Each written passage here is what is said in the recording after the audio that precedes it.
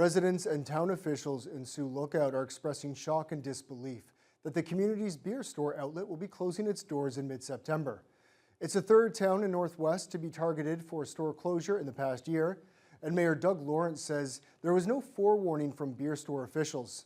Jonathan Wilson reports. My neighbor said, "Hey, the beer store is closing." And I said, "I beg your pardon." Couldn't believe it. Mayor Doug Lawrence says he immediately went online and found the announcement on the beer store's website that 10 more retail outlets around the province would be closing in 2 months, including the only beer store in Sioux Lookout. I'm very surprised that we didn't have any notice of it. And I've asked around. I think everybody here is surprised, including the retailers who currently sell beer. I would think that there was considerable volume and considerable profit from the beer store here. And I'm not sure why it needs to close precipitously at the expense of people's jobs and perhaps convenience of people and businesses in Sioux Lookout.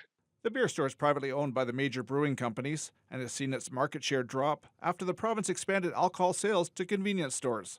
Last summer, the beer store closed its outlets in Nipigon and Geraldton, much to the surprise of the mayors of those two communities, and they were unable to get the consortium to keep them open.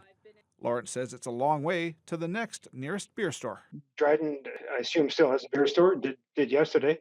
Um, it's 100 kilometers away, and we have the LCBO sells a limited amount of beer, very limited, I would say, and two retailers in town also sell beer, but not in the kind of quantity that the beer store does, or out of the same kind of facility. As for the recycling of beer, wine, and liquor bottles, Nipigon and Geraldton have seen community groups start collecting them and bringing them in large quantities to beer stores in other communities and collecting the deposit money to pay for the transportation. Lawrence says there will be other impacts too.